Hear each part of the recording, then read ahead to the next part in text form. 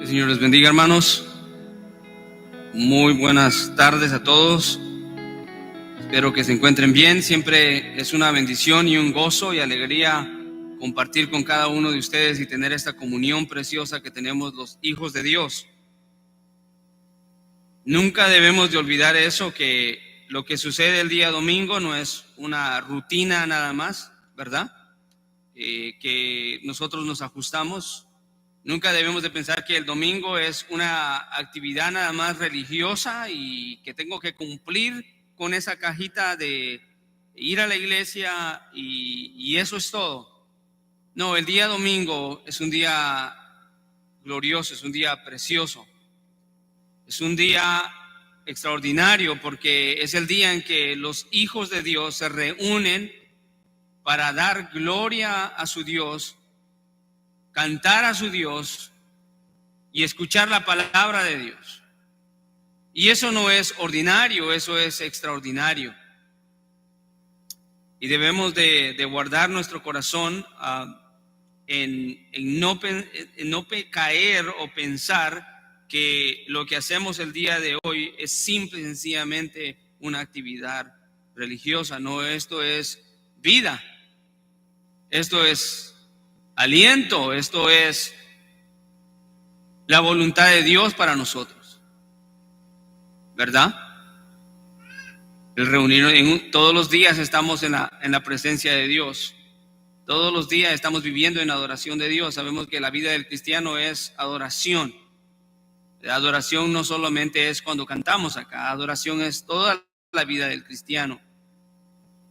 Y cuando venimos acá juntos, sin embargo, hay algo especial, algo hermoso, porque estamos todos unidos, el cuerpo de Cristo, adorando al Señor y cumpliendo su voluntad. Damos gloria a su nombre y al mismo tiempo estamos proclamando delante del mundo que a nosotros nos importa el darle honra y gloria a nuestro Dios. Y así es que es una bendición muy grande estar juntos. He dicho siempre esto: el cristiano no debería de ver el día domingo como nada y decir, bueno, está bien si no voy a la iglesia. ¿Qué importa si no voy a la iglesia? Podemos decir eso quizás de un partido de fútbol, o de un cumpleaños, o de una reunión importante de trabajo. Pero no debemos decir lo mismo de nuestra presencia y nuestra actividad el día domingo como cuerpo de Cristo. Eso debe de tener un valor grandísimo, y yo sé que lo tiene. Hermanos, vamos hoy a continuar después de la pausa del domingo pasado, que estuvimos hablando del tema tan importante de estos eventos modernos, ¿verdad?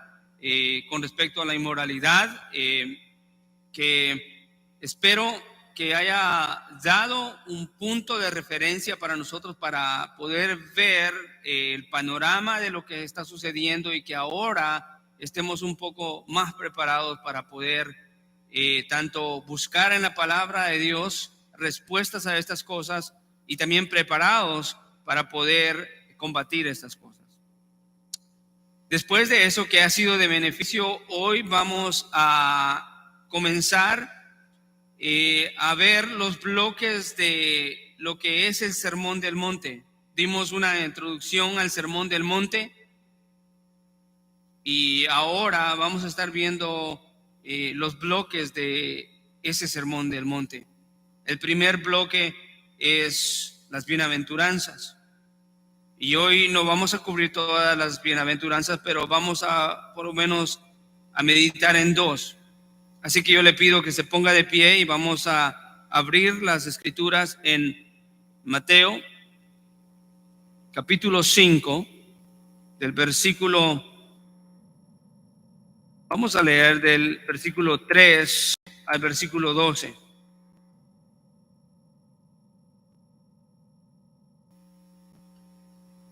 El título del mensaje de hoy es La dicha del creyente en la pobreza. La dicha del creyente en la pobreza.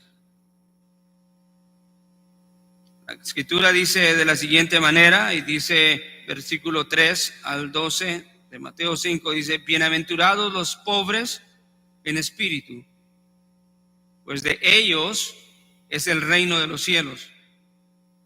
Bienaventurados los que lloran, pues ellos serán consolados. Bienaventurados los humildes, pues ellos heredarán la tierra. Bienaventurados los que tienen hambre y sed de justicia, pues ellos serán saciados. Bienaventurados los misericordiosos, pues ellos recibirán misericordia. Bienaventurados los de limpio corazón, pues ellos verán a Dios. Bienaventurados los que procuran la paz, pues ellos serán llamados hijos de Dios. Bienaventurados aquellos que han sido perseguidos por causa de la justicia, pues de ellos es el reino de los cielos. Bienaventurados seréis cuando os insulten y os persigan y digan todo género de mal contra vosotros falsamente por mi causa. Regocijaos y alegraos, porque vuestra recompensa en los cielos es grande, porque así persiguieron a los profetas que fueron antes que vosotros. Gracias, Señor, por este precioso día que nos permites, Señor, estar en tu presencia para adorarte y honrarte, Señor, como un cuerpo, Señor, colectivamente, donde todos nuestros corazones están unidos, Señor, y están mentalizados, Señor, y dirigidos hacia lo que tú tienes para nosotros a través de tu palabra en este día. Señor, esto es una necesidad esencial para el cristiano. No podemos vivir, Señor, alejados de tu cuerpo, ni debemos de vivir alejados de tu palabra. Es necesario, Señor, que nosotros vivamos, Señor, en medio de lo que tú has hecho para nosotros como hijos tuyos. Ahora, Señor, entendiendo que somos criaturas que salieron de las tinieblas a la luz. Ahora, Señor, debemos de entender que nosotros solamente podemos ser sostenidos es por tu gracia, por tu misericordia, por tu Espíritu Santo, que es la razón por la cual todo creyente hoy puede ser un cristiano. Señor, te damos gracias porque somos necesitados de ti cada día. Las pruebas llegan, los problemas llegan, las tentaciones llegan, las distracciones llegan, pero tú, Señor, nos sostienes. Así que nosotros reconocemos, Señor, que solamente por tu gracia. No tenemos ninguna herramienta en nuestro cinturón, Señor, para poder ayudarnos. Todo es de ti. Todo proviene de ti. Todo es sostenido por ti. Y todo es para ti, Señor. La gloria siempre sea tu nombre, Señor. Te pido, Señor, que me ayudes a hablar, Señor, lo que tú tienes para nosotros, como tu iglesia, el día de hoy. Amén. Pueden sentarse, amados hermanos. Hemos visto la historia y la narrativa de cómo Jesús empezó a llamar a sus discípulos y empezó a predicar el arrepentimiento. Y llega el momento en que Él ha llamado a 4 discípulos y Él está predicando el arrepentimiento. El reino de los cielos se ha acercado. Y vimos en el último mensaje que lo que eso significa es que sí, en un sentido, el reino de los cielos está vigente, pero en otro sentido, el reino de los cielos está, o el reino de Cristo está pospuesto y todavía no está plenamente activo.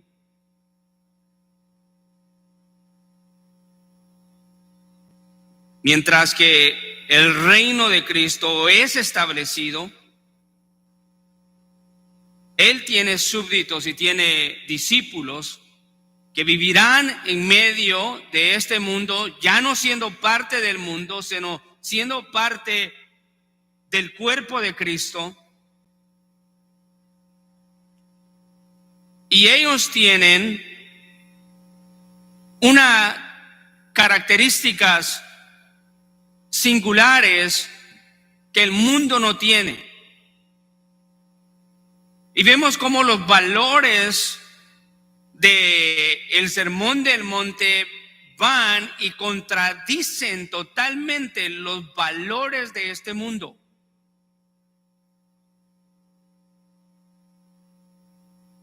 Los valores del Sermón del Monte son valores divinos.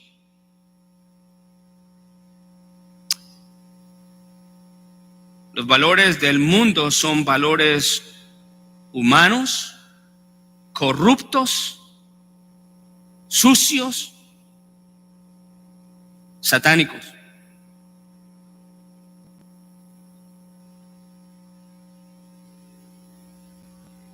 Y vemos cómo Jesús en su ministerio empieza a enseñar, a proclamar y a sanar para validar que Él verdaderamente es el Mesías.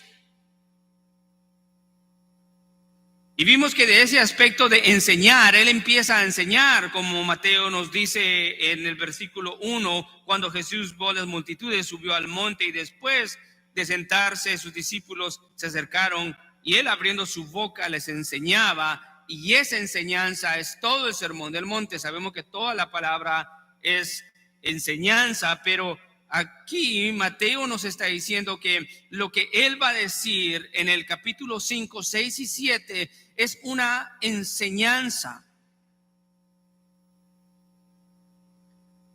Interesante que Jesús, nos cuenta Mateo, se sentó a enseñar, que eso era típico de los maestros y de los rabinos en el judaísmo.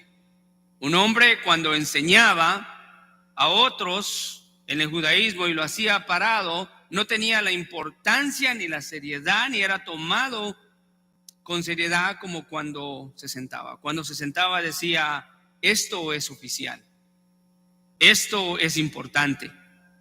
Y Jesucristo, siguiendo ese patrón, porque le estaba hablando a hombres que estaban bajo la ley, Él los ve, se sienta y les da a entender y les dice, esto es una enseñanza con autoridad.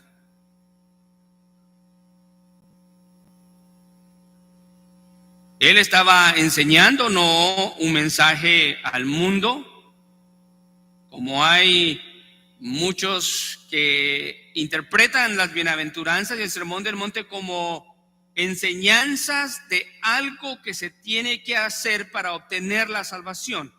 No es así. Esto era a discípulos.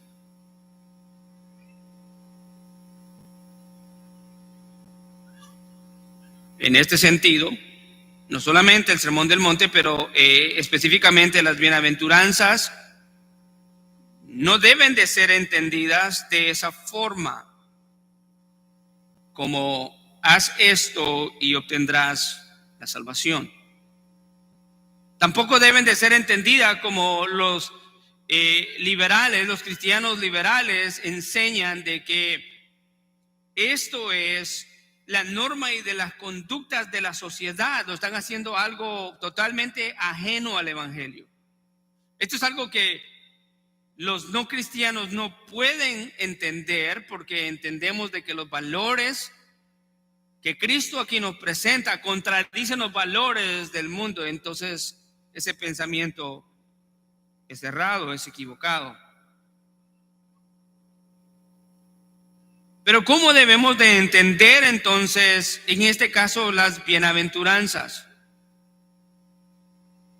Debemos de entender las bienaventuranzas como una descripción y una declaración de algo que aquellos que están recibiendo la enseñanza ya son.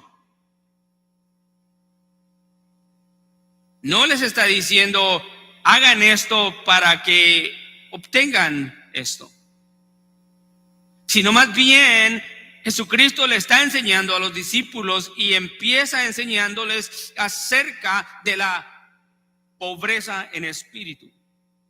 Y habla de los pobres en espíritu.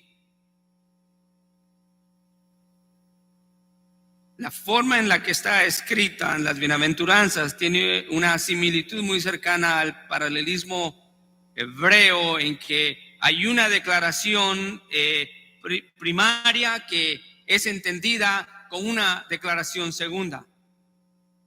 Y en el caso de las bienaventuranzas, se nos dice que hay quienes son bienaventurados, entendiendo que son los creyentes, y luego nos da más entendimiento y nos dice por qué es que son bienaventurados. Hoy vamos a meditar en lo que es los pobres en espíritu y en aquellos que lloran.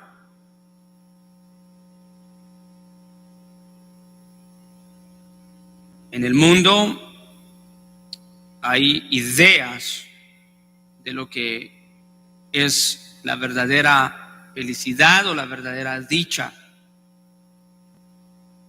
La bienaventuranza nos habla de algo más allá que felicidad. La bienaventuranza nos habla de la dicha y de la fortuna del creyente. En el mundo hay un concepto de la felicidad, pero yo le quiero decir, amado hermano, hermana, de que la dicha y la fortuna excede la felicidad. La felicidad como el mundo la conoce. En una búsqueda rápida que usted puede hacer, como yo la hice, y usted dice, ¿qué es lo que hace al hombre feliz?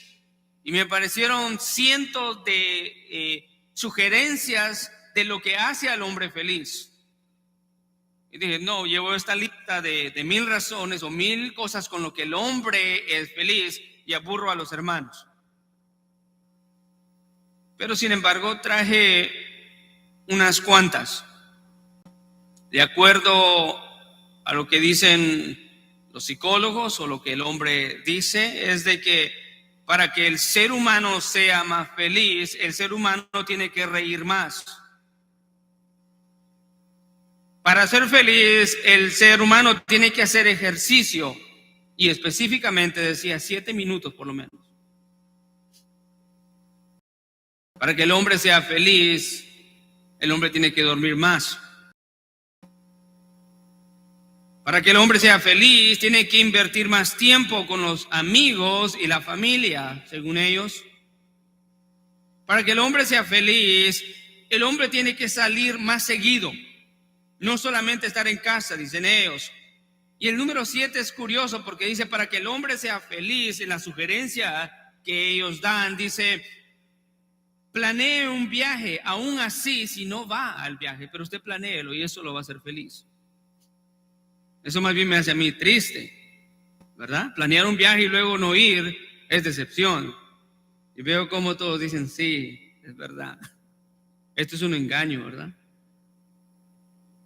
Dicen ellos, para terminar, para que el hombre sea feliz necesita meditar, necesita moverse más cerca del trabajo, necesita practicar la gratitud y dicen ellos con la última, para que el hombre sea feliz, tiene que envejecer. En otra palabra, aceptar la vejez. Como ustedes verán, los fundamentos o ideas de cómo el hombre puede ser feliz son demasiadamente vagas, demasiadamente débiles. Pero hay otras personas que en los días de hoy enseñan que la manera de ser feliz es teniendo 100% salud, es tener dinero, más y más dinero todo, cada día en lo que tú puedas. Y por qué no, el amor como el mundo lo conoce, que sabemos que el amor que el mundo conoce o es un amor egoísta, materialista, o es un amor erótico. Y ellos dicen, para que el hombre y la mujer sea feliz, necesita más salud. Eso es imposible. El cuerpo humano se deteriora por naturaleza. Dios nos ha hecho eternos físicamente. Su cuerpo se enferma.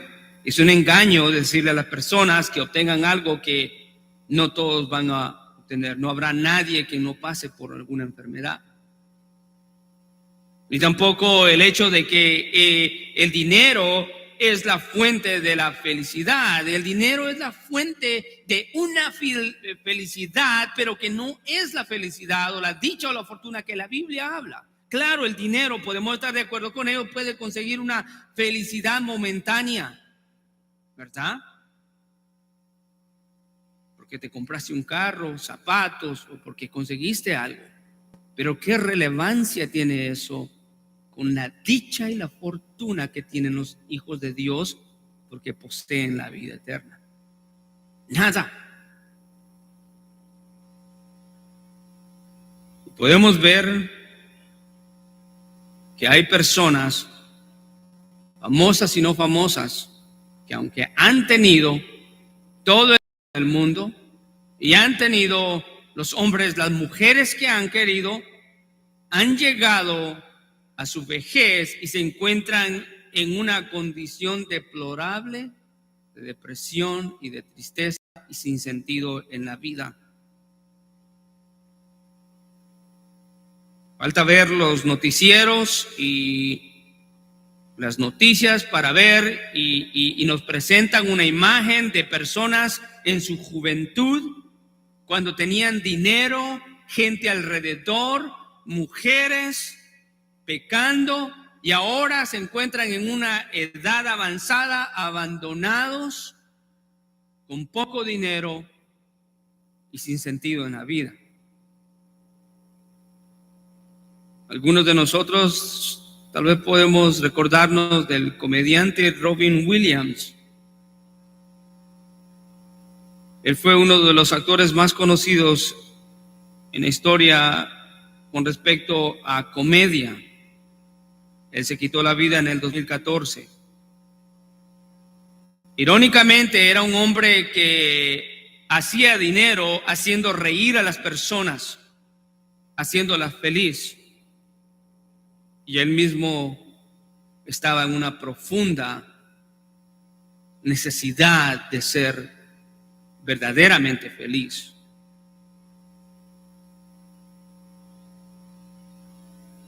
Las personas se habían reído con sus películas y sus comedias por más de 35 años,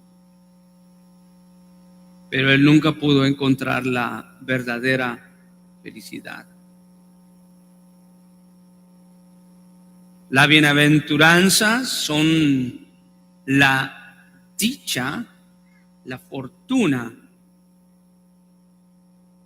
que el mundo nunca podrá conocer a menos que conozca a Cristo Jesús.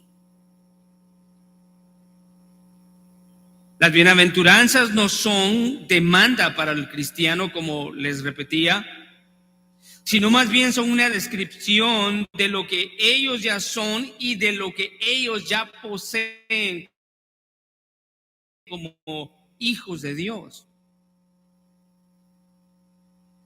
Las bienaventuranzas son una reversa a los valores de este mundo. Los valores de este mundo desvalorizan los valores de Dios.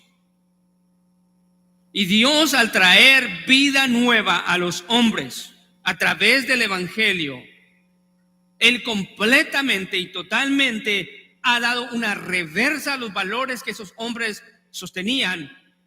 Tú y yo sosteníamos valores que desvalorizaban los valores de Cristo.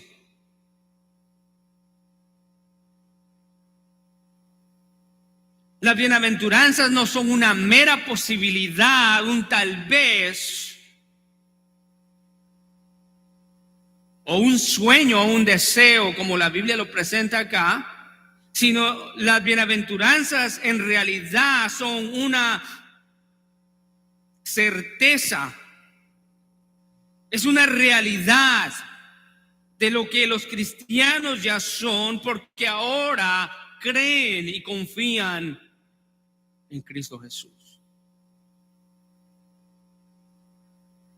Al final de todo, las bienaventuranzas no describen a un hombre perfecto, sino describen a Cristo, no un ser humano como usted y yo que puede llegar a una perfección, sino al final las bienaventuranzas describen a Cristo, y por ende solo aquellos que están en Él pueden ser esta clase de cristianos bienaventurados.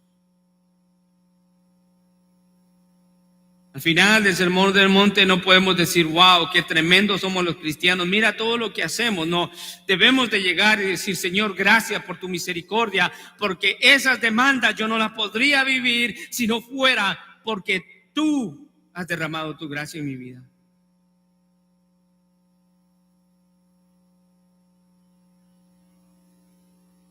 ¿Sabe qué son las bienaventuranzas? Ya que no son demandas, ni tampoco son reglas, ni principios para que la sociedad viva bien, porque no es para la sociedad incrédula, ni tampoco es una lista de qué es lo que tenemos que hacer para obtener, en el caso de la pobreza espiritual, el reino de los cielos. No. Las bienaventuranzas son en realidad una lista de cualidades espirituales de aquellos que ya han confesado sus pecados y que confían plenamente y totalmente en Cristo Jesús.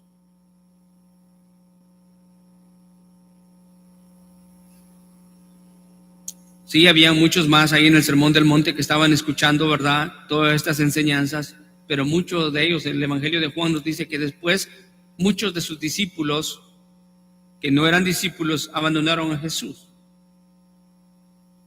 Pero aquí Él estaba enseñando a sus discípulos, aquellos que había llamado, aquellos que les dice, seguidme y yo os haré pescadores de hombres. Aquellos que no podían responder a ese llamado humanamente, sino debía de ser solamente aquellos que han sido recipientes de la gracia salvadora, que pueden responder a esa clase de mensaje. Sígame, yo los haré predicadores del Evangelio, proclamadores del Evangelio. Dice el famoso teólogo J.C. Ryle, dice, nos gustaría saber qué clase de personas deberían de ser los cristianos.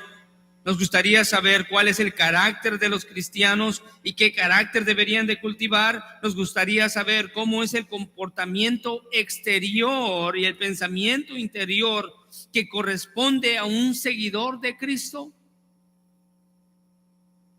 Pregunta él, y él responde y dice, entonces estudiemos con regularidad el Sermón del Monte y meditemos cada frase regularmente y pongámosla a prueba a nuestra vida.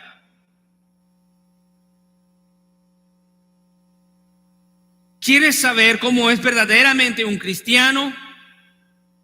No te fijes primeramente en el que está a tu par para ver si es un verdadero cristiano, sino pon a prueba, lee la palabra, el Sermón del Monte en este caso, como dice el hermano, y pon a prueba en tu propia vida y ver si esta es una realidad en tu vida.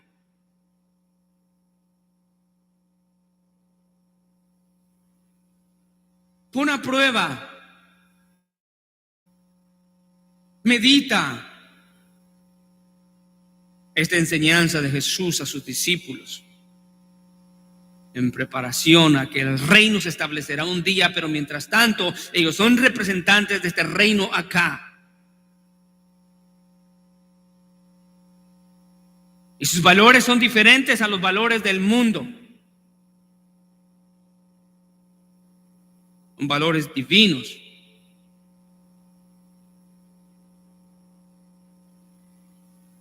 La dicha del creyente. Las bienaventuranzas se encuentran, como les dije, en una forma de paralelismo, ¿verdad? Entendemos la primera frase, pero lo entendemos más completamente cuando entendemos la segunda frase. En este caso, la primer bienaventuranza nos habla de aquella dicha o fortuna de los creyentes. Pero si la dicha y la fortuna es más que la felicidad, ¿cómo podemos definir esa dicha? La palabra en el original es una palabra que se pronuncia Macarios. Entre paréntesis, cuando era niño tenía un amigo que se llamaba Macario. Yo no sabía que su nombre quería decir afortunado, dichoso. Hasta se me hacía feo el nombre. Pero ahora entiendo que es un nombre hermoso. La palabra Macario era una palabra que los griegos usaban para referirse a dioses. Pablo la usó para Dios. Y el concepto era, de acuerdo a los griegos, que los dioses eran macarios porque ellos están en una condición en donde no les hace falta nada y tienen todo. Y no sufren lo que nosotros los hombres sufrimos.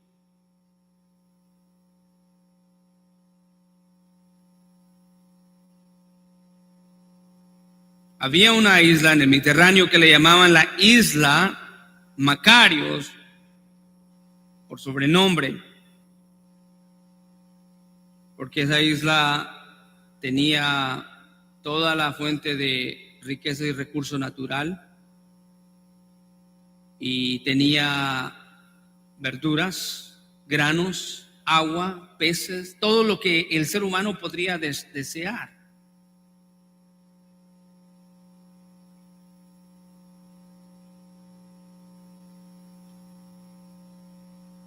Mateo usa en su narrativa que son las palabras de Jesús, que Jesús mismo usó y que dijo que los creyentes son macarios.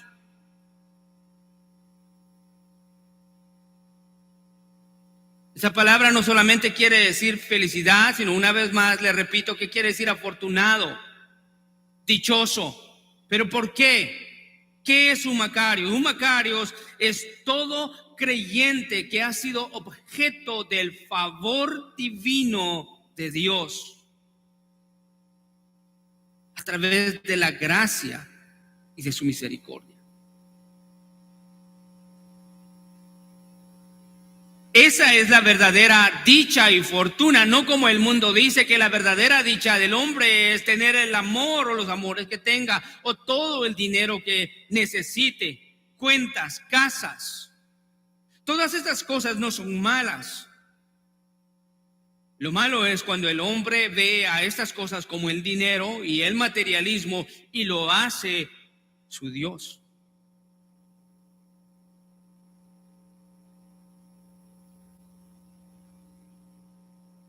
Macarios describe aquellos que han sido objetos de la gracia salvadora, de la misericordia de Dios, que recibieron, escuche, perdón cuando no lo merecían y recibieron gracia como un regalo que tampoco merecían.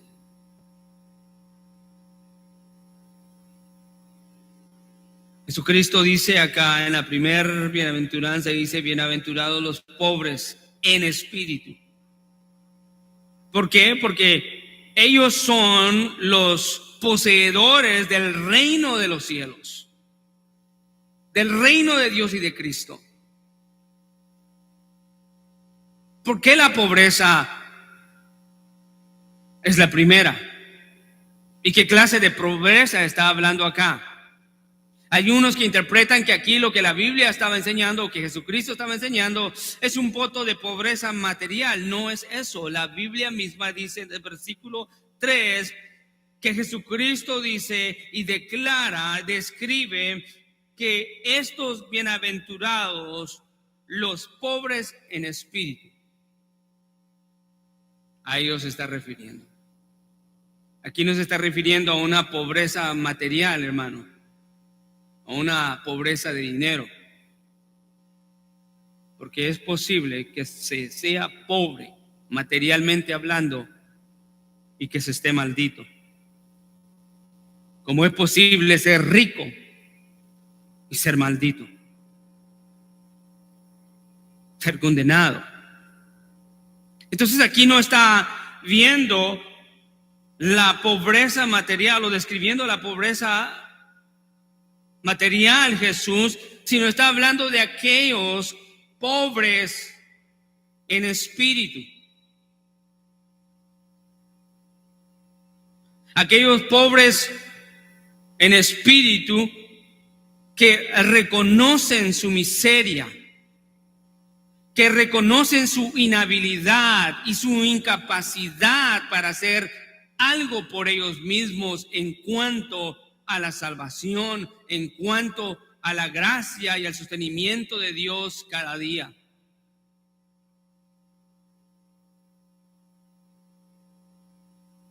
Una forma parafraseada de esta bienaventuranza es de la siguiente forma: afortunados y dichosos son aquellos que han sido objeto del favor divino de Dios, porque reconocen su miseria espiritual, porque reconocen su bancarrota espiritual y que ellos no pueden hacer nada por sí mismos. Esa es la actitud y el carácter de un creyente. Y no puede llegar tal pensamiento al corazón y a la mente a menos que se sea un creyente. El que ha sido perdonado, el que ha sido salvo y que por gracia tiene al Espíritu Santo y la palabra, escuche, reconoce continuamente que nunca va a poder ser apto para poder agradar a Dios con sus propios méritos, y por lo tanto siempre está confesando su pobreza, su incapacidad. El mundo se conoce porque dicen: ¿para qué necesito a Cristo? Es lo contrario a la pobreza en espíritu, que cuando nos habla acá de la pobreza en el espíritu, nos está hablando del pensamiento, de las actitudes, del corazón del hombre. El mundo dice: ¿para qué necesito a Cristo? ¿Para qué necesito a Dios en mi vida? Toda mi vida es perfecta.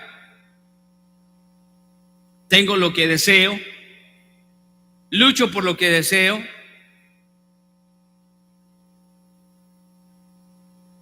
Mira que también me va en mi carrera, en mi trabajo, en mi negocio.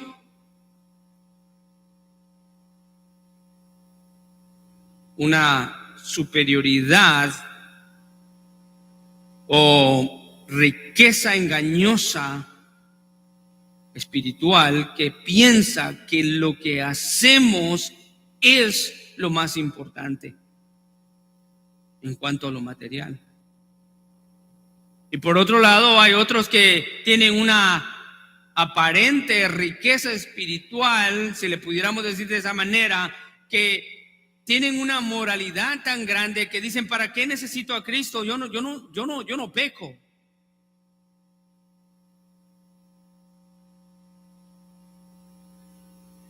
Yo soy una persona moralmente adecuada, yo no le hago nada a nadie, no le hago daño a nadie.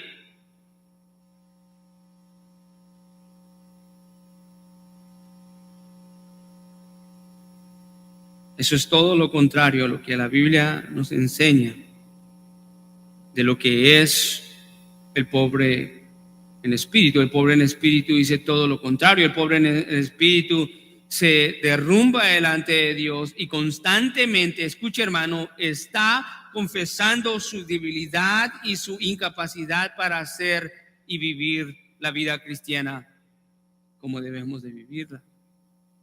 Yo quisiera decirle, hermano, cada vez que venga el problema y cada vez que venga la tentación y cada vez que el pecado venga y toque a tu puerta, la solución no es correr del reino en el que Dios te ha puesto. La solución es meditar y Señor, yo no puedo. Señor, ten misericordia de mí. Señor, yo soy incapaz. He fallado, pero levántame el día de hoy.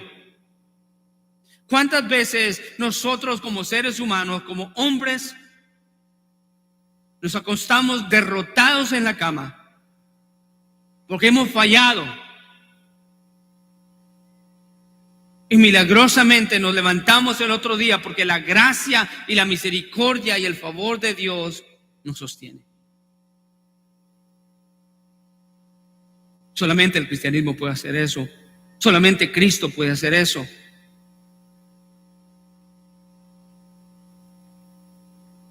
El reconocer tu debilidad y tu incapacidad en cuanto a las cosas espirituales es una bendición.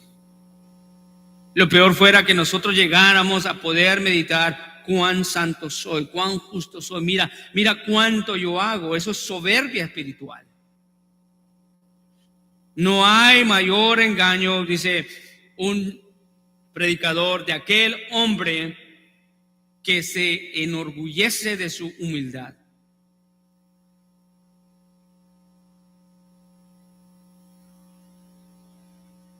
Dios se relaciona con los pobres en espíritu, aquellos que dicen yo no puedo, Señor.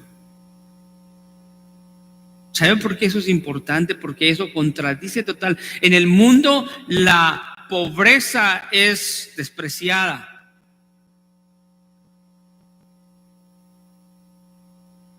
Lo que el mundo aprecia es la actitud soberbia, imponente, prepotente, autosuficiente.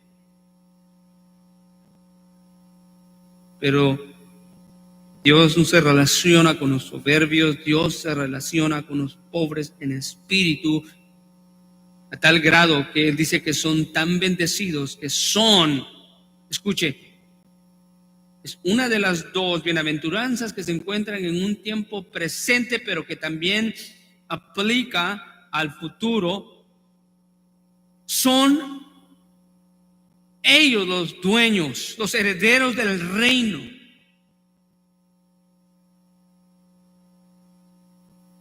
Dios se relaciona con estos hombres, porque estos hombres son como Pablo en Romanos 7:24, que dice: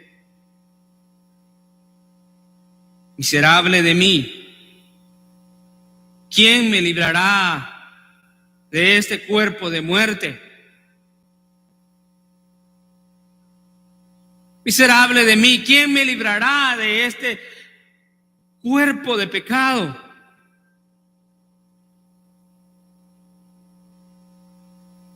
Sabe que Pablo ahí no estaba preguntando quién, él estaba declarando esa realidad: soy un miserable. El único que puede tener misericordia y salvarme es mi Señor Jesucristo, es mi Salvador.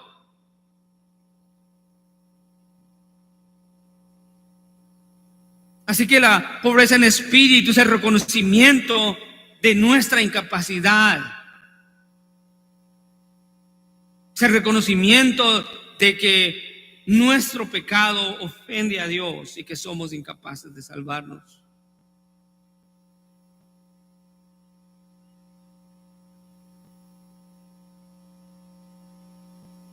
Los salmos nos describen a un pobre en espíritu que tenía mucha cosa material y reconocimiento, y más sin embargo reconocía y decía: soy un pobre. David dice: busqué al Señor y Él me respondió y me libró de todos mis temores. Los que Él miraron fueron iluminados, sus rostros jamás serán avergonzados. Este pobre clamó y el Señor le oyó y lo salvó de todas sus angustias. Ese es el corazón de pobre en espíritu. Aquel que ve a Dios como su única esperanza y como única fuente.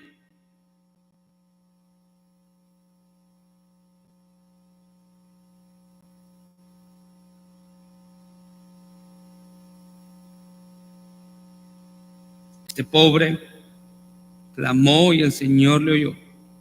¿Cuánto nos hará bien a cada uno de nosotros, hermanos y hermanas, que nos miremos delante de Dios como pobres, desnudos y miserables?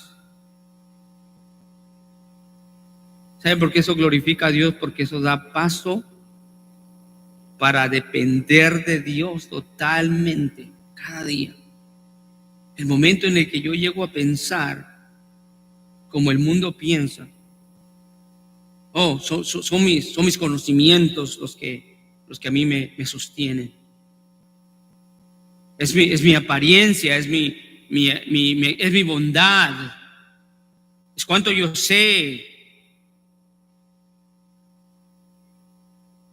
Es cuando existe el peligro, cuando pensamos de esa manera, existe el peligro de tener una mente autosuficiente que no imita ni es, escuche, en concordancia con el carácter de los ciudadanos del reino, sino más bien va en concordancia con lo que el mundo es y con lo que el mundo enseña.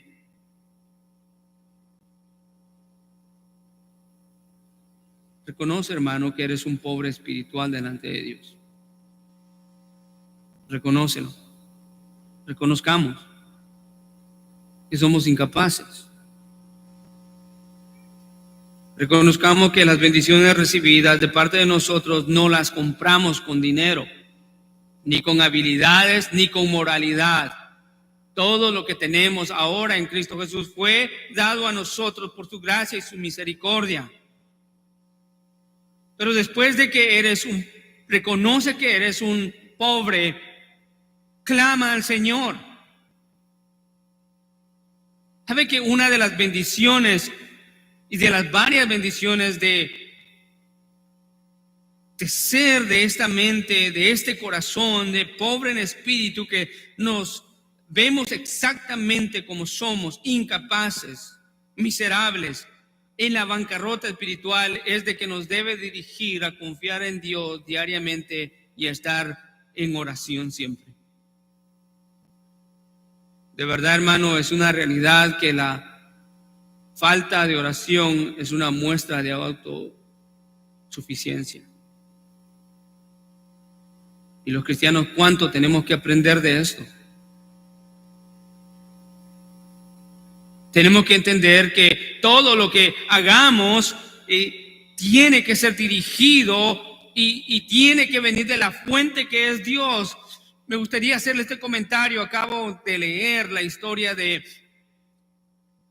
Abraham enviando a su siervo para buscarle esposa a su hijo Isaac. Y hay algo que pude captar ahí, es de la dependencia y la confianza y la consulta a Dios en cada una de las cosas. Y me pegaba como un ladrillo que aún el siervo de Abraham se levanta al ir en dirección hacia la tierra de Abraham, y cuando él se levanta dice: Señor, Dios poderoso, te pido que en este día tenga yo un buen encuentro que iba en cuanto al propósito por el cual iba ahí. Y sabe que lo interesante es que él se acerca y ora y dice, le comentaba a mi esposa, él dice, te pido, Señor, que la primer mujer que me salga del camino y la cual yo le pida de beber y me dé de beber, que ella sea. Y me ponía a pensar, le decía, pues eso no fue el acuerdo con Abraham. El acuerdo de Abraham era que él tenía que llegar al lugar, escuchen, e ir a buscar de la parentela de Abraham una mujer para su hijo. No era que él llegara y dijera, la primera que me salga y a la que yo le diga eso, esa será la mujer. Claro, ahí vemos la providencia de Dios, ¿verdad? Fue exactamente como Dios quería que fuera. Pero el punto es este, que aunque el siervo fue y iba con las mejores intenciones y en vez de asegurarse hubiera dicho, bueno, ¿quién eres tú? ¿Cuál es tu familia? Y asegurarse, ¿verdad? Él dijo, la primera que me salga, confiando en el Señor, orando al Señor. Hermano, muchas veces nosotros podemos humanamente hacer las cosas equivocadas, pero si nosotros oramos y confiamos en el Señor, debemos de estar seguros que Él guiará nuestros pasos. Él guiará nuestros pasos, Él es sabio, nosotros no. Muchas veces decimos, yo quiero hacer esto, yo quiero hacer ABCD, y nada de ABCD es algo que agrada al Señor. Claro, nosotros no sabemos el día de mañana, pero debemos de saber que si nosotros oramos al Señor, Él nos guiará y Él responderá a la oración. Es por eso que es importante el depender de Dios. La verdadera dicha del creyente no se encuentra en la autosuficiencia, sino en la dependencia de Dios. Tenemos una gran oportunidad, escuche, de que dependiendo de Dios, nuestros errores van a ser menos, porque Él guiará nuestros pasos.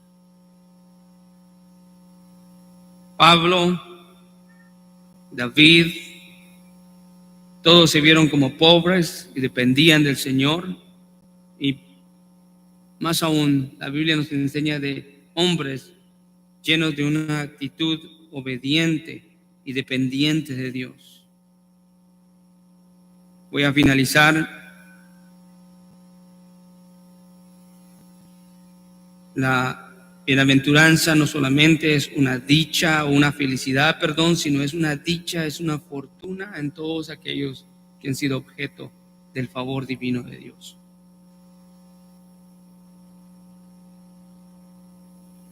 La bienaventuranza son una descripción completa del carácter de lo que los hijos de Dios ya son.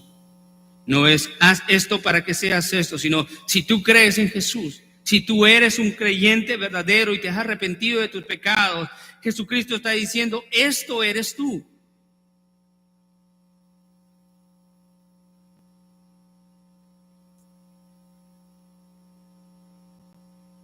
El carácter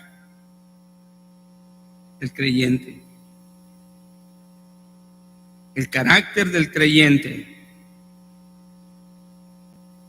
Bienaventurados los pobres en espíritu, dichosos, afortunados, aquellos que son miserables, impotentes delante de sus ojos.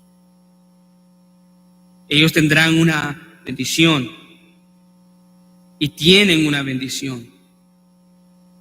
Jesucristo dijo, porque ellos son los poseedores, de ellos es el reino de los cielos. Bienaventurados los que lloran, porque ellos serán consolados. ¿Qué clase de lamento nos está hablando Jesucristo ahí.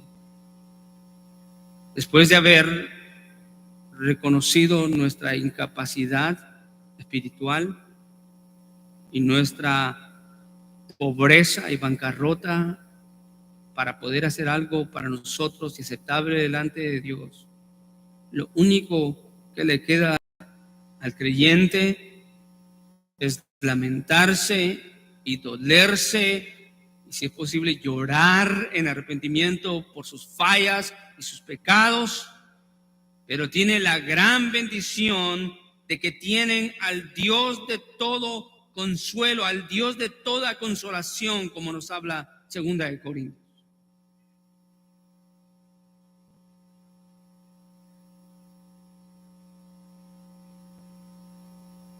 La lamentación y el lloro que describe, que es una característica de aquellos que son afortunados, es un lamento por el pecado, por la ofensa a Dios.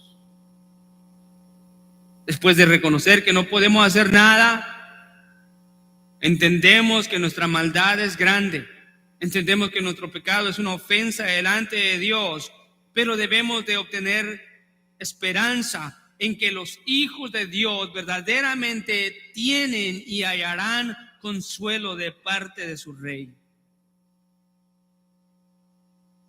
Versículo 14 dice: ¿ellos serán a lo mejor consolados? ¿O ellos no van a ser consolados? No, dice: bienaventurados los que lloran, pues de ellos, escuche, ellos serán consolados.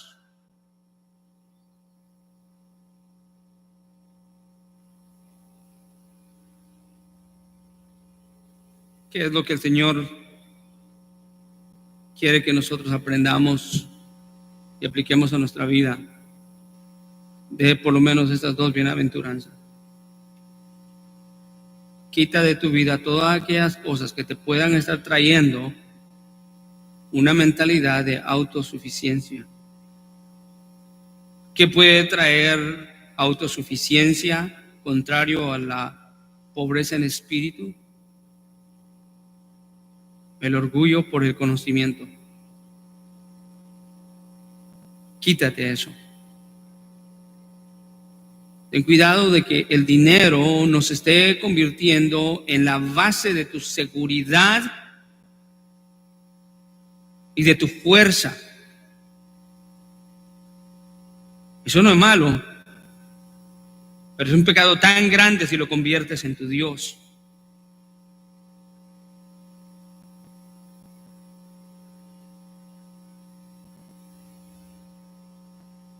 No seas soberbio por la nación de donde eres.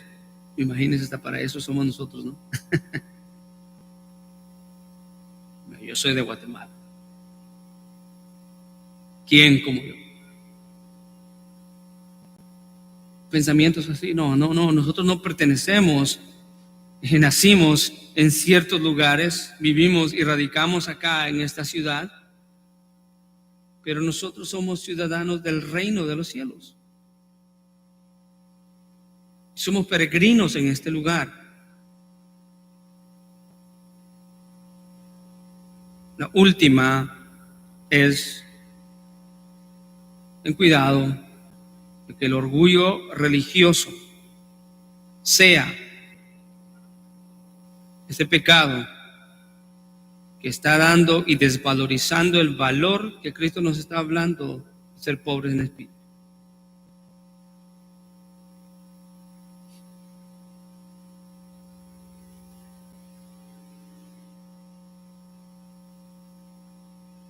Debemos de reconocer nuestra pobreza y nuestra dicha espiritual, correr a los brazos del Señor, correr a su palabra, imitar a Cristo cada día más, confiar plenamente en todo lo que Él ha hecho en nosotros.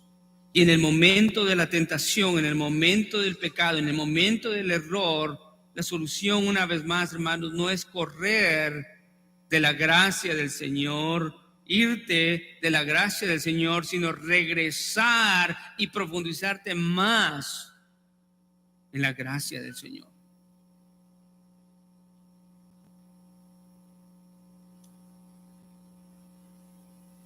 Irte es autoasesinarte. Regresar es cumplir y decir: Señor, yo soy débil. Yo necesito de ti. Yo necesito de ti cada día. Señor, que ni mi jactancia religiosa o mi confianza en el dinero, mi confianza en mi persona, ni confianza en mi inteligencia, Señor, sean, Señor, lo que resalta en mi vida, sino más bien los valores del reino, que es una dependencia total en humillación y en humildad, aceptando mi condición imperfecta, mi pobreza espiritual, mi bancarrota espiritual, en la cual yo no puedo hacer nada por mí mismo. Son aquellos, Señor, los que reconocen su desgracia y su desdicha. Los afortunados del favor divino. ¿Por qué? Porque reconocer nuestra escasez da una puerta abierta a que tú obres en nuestra vida y en nuestros corazones.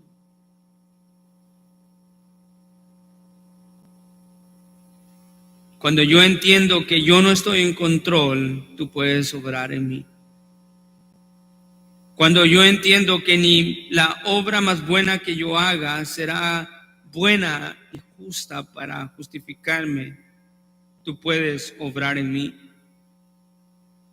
Cuando yo entiendo que ni mi inteligencia, ni mis habilidades, ni mis diplomas, ni mis orígenes, Señor,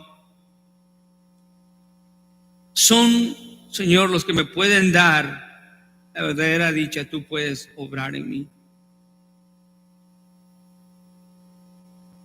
Señor, abre nuestros ojos cada día como hombres y mujeres de Dios a reconocer, Señor, nuestra debilidad, nuestra escasez espiritual, para correr a ti, Señor, y no huir de ti, para reconocer nuestra maldad, lamentarnos y buscar la consolación que solamente puede venir de ti, Señor. El hombre dice: el cristianismo es solamente para los débiles y necesitados. Y es correctamente, el cristianismo es para los débiles en espíritu y a los necesitados en espíritu. Gracias por darnos un entendimiento mejor de lo que es, Señor, la dependencia y la humildad de tus hijos. Permítenos caminar en tu voluntad día a día. Corregir, Señor, la soberbia si la soberbia existe. La altivez si la altivez existe en nuestros corazones. En el nombre de tu Hijo amado Jesucristo pedimos, Señor. Amén y amén.